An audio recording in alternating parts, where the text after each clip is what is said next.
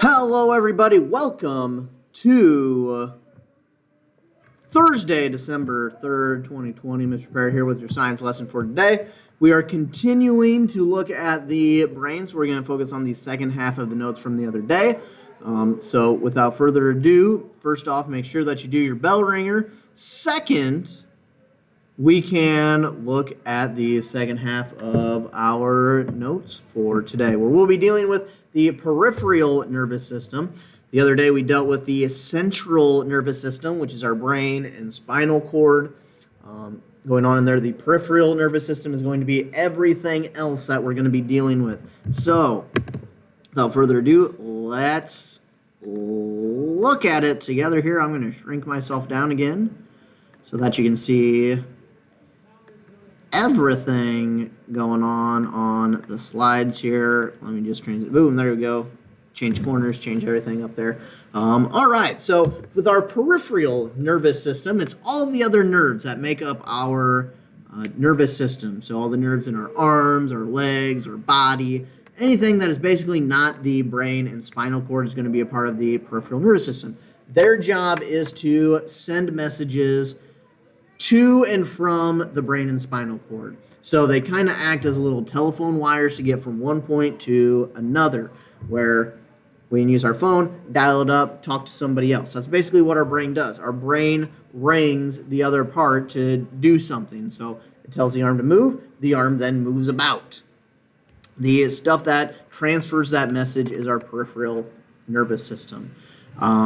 It is also responsible for making some rapid changes to your body, aka a reflex, when your body gets into a situation where it needs to respond to a stimulus. A stimulus is basically something that happens. It's an action, something that causes a reaction to you. So that could be like putting your hand on a hot stove. The hot stove is a stimuli. Your response hopefully is, yow, that hurts, and you pulling your hand off the hot stove.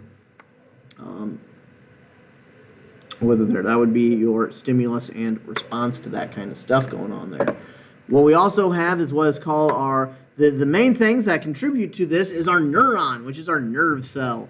And it is the basic unit of our nervous systems because they are nerve cells, essentially. They look a little bit different, though, so if you look at them, they're going to be a little bit different. You can kind of see the electrical impulse traveling through from one to another there. That's kind of what's going to be happening as it jumps from one nerve to another nerve. And we generally call these impulses. And remember from the other day, they are made out of both the electrical and chemical kind of aspects. As they're traveling along the actual cell itself, it's electrical. When it needs to hop from one cell to another, that's where it's going to be more of a chemical thing. They're showing it just being an electrical charge pass through there just because it's a GIF and harder to show the chemical aspect of it.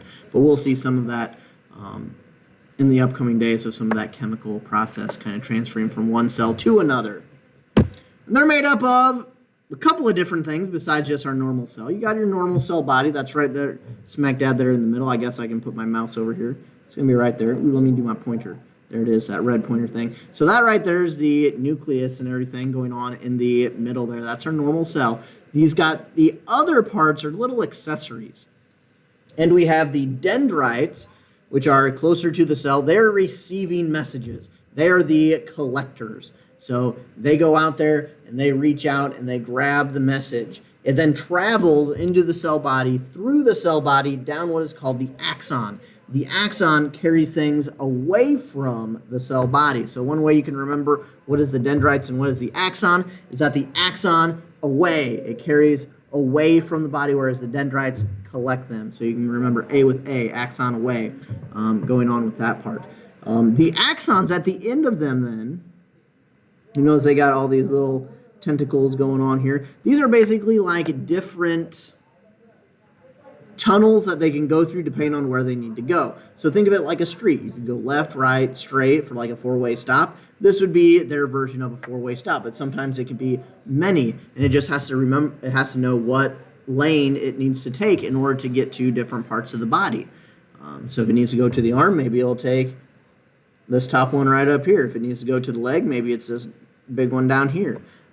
Whatever the impulse needs to travel down, it knows what tunnel that it needs to go through. And that's the job of the cell, to interpret what thing it needs to pass it along into when it gets through things. Now, for the types of neurons that we have, there's 3 different types that send the message.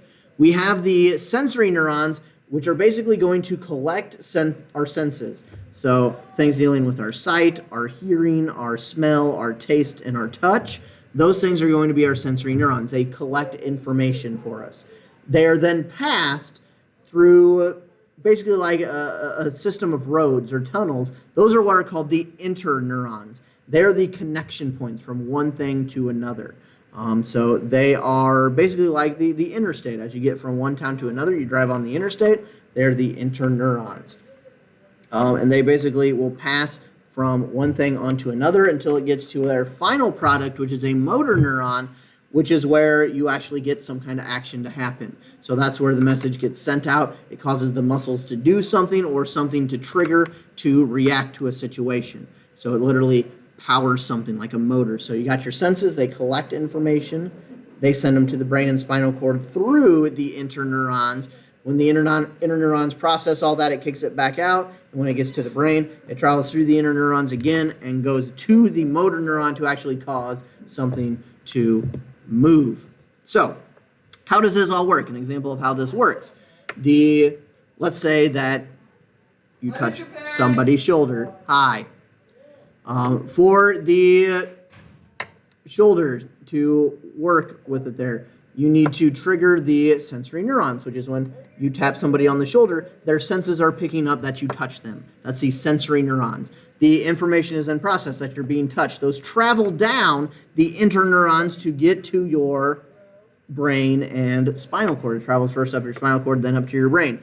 Your brain recognizes that you're being touched, so it will send a message back out to your shoulder area through the motor neurons, and the motor neurons are then activated, which causes your muscles to activate and causing you to look over to see where you are being tapped from, or whatever your appropriate response is going to end up being in that case. So the sense of touch transmitted, it goes through the interworkings of the neuron, back up, back out.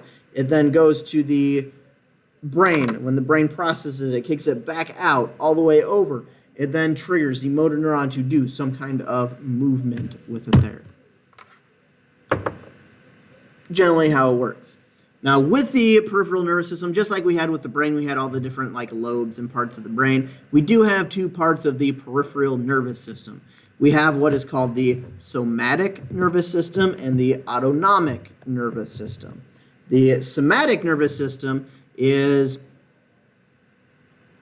basically your ability to control what your body is doing, your own ability to react to something. So like me opening and closing my hands, this is done through the somatic nervous system.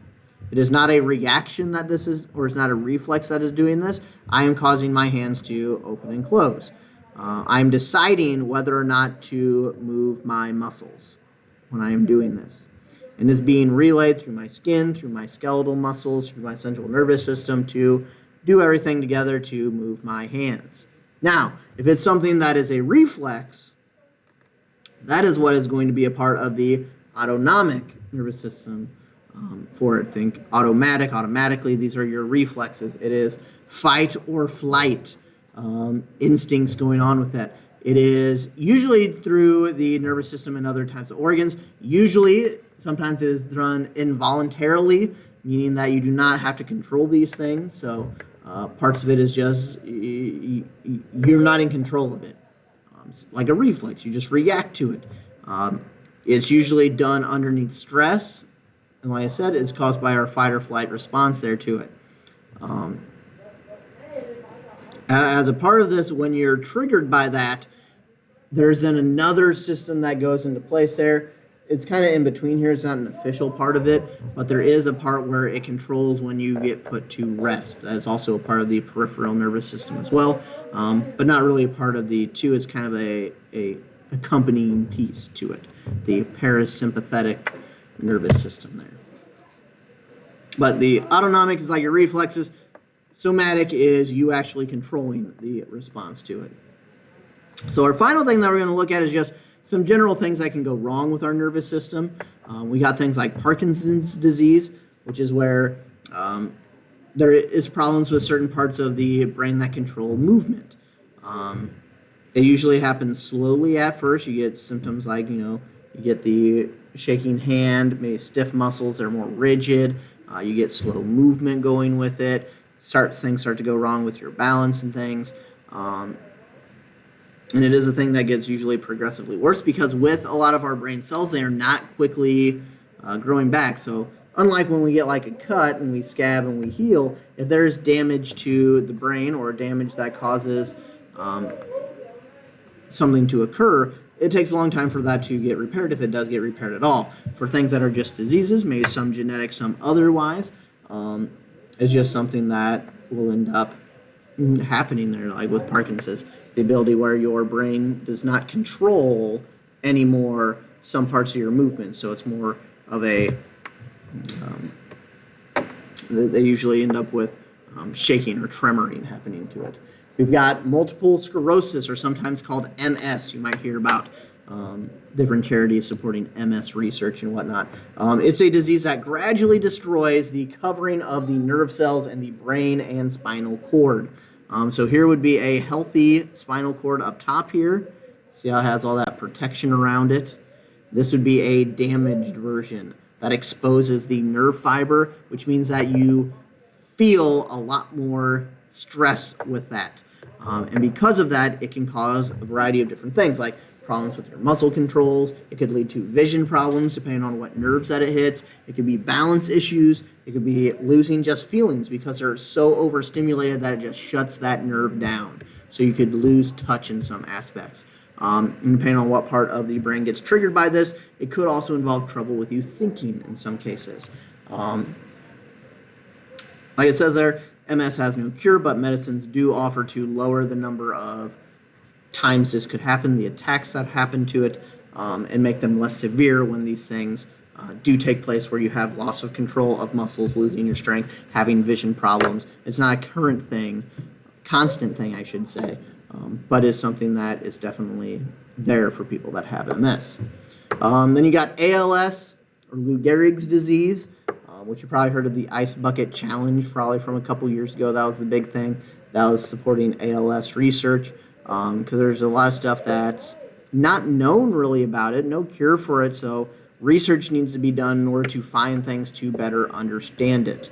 A lot of the symptoms is just basically increasing muscle weakness, your inability to control movement, just problems with a lot of your things involving like your movement of things. So speaking is involved with that, swallowing. Eventually could be things that you normally don't control, like breathing becomes more difficult. And it's a progressive disease, meaning that it keeps on getting worse and worse and worse and worse. And basically it's the wasting away of some of your nerve cells in both the brain and the spinal column. But it deals a lot with the movement that happens to it. There gets just less connections to it, so they're less responsive. So it's not as strong. It becomes weaker in that aspect. With it, so that's ALS. And then our last one is Alzheimer's, which is basically just a general disease that just damages the brain. It gets worse over time, but how quickly it develops can be different for people. So some people get it slowly, some people get it pretty quickly when it happens. There's different medicines that slow down the symptoms of it. But basically, as you can see here with our healthy brain versus the severe Alzheimer's, basically it is a wasting away of certain parts of your brain. And those brain parts mean that there's less connections going on. So things is like your loss of your memory, things like you can lose speech. Some activities become very difficult to do because you can't think about how to do those things anymore.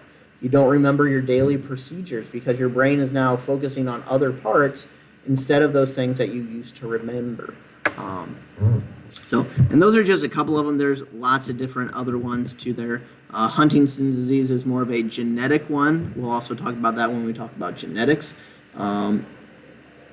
There's no cure, but it's just a Usually mental abilities just start becoming less and less and less, and it starts to degrade the brain and it starts to waste away. Like I said, it's genetic, so you're born with it. They can run tests to figure out if you have it or not. It is a dominant or recessive type of trait, so they can do tests for it. But usually the symptoms start when you're around 40, so it occurs later on in life. Basically, you get like kind of seizures that can't be controlled, different twitches of the jerky movements of things. Maybe not constant like a seizure, but jerky movements that sometimes happen. And you start just like the Alzheimer's, you start to lose some of your mental functions, your memory starts to go, your personality changes because it affects different parts of your brain start to change. You can kind of see how some of the parts here, this is the normal brain on the left side, one's with the Huntington's disease on it over there. The different parts of the brain kind of morph and change later on in your life, causing these different behaviors to come forward with it there. And like all of these can be dangerous to live with, so your life expectancy can go down with any of those. So that is us going over the notes there for today. You can find a copy of all that stuff on the Schoology for you to look at. I mean, if you're looking at this, you're probably either here on Tuesday or did the notes for Tuesday already. But there's me going over the notes for Thursday. And let me put up Thursday again. There's our Thursday, December 3rd. So our second half is done. We'll probably do a couple more little brain things maybe in class if we have time. Similar videos that we had the other day in class. But otherwise, we'll take a look at some of those things tomorrow. Hopefully, I will see you soon back in class and everything gets taken care of on your end as far as quarantining goes, or maybe just absent and you're coming back. But I will end up seeing you later.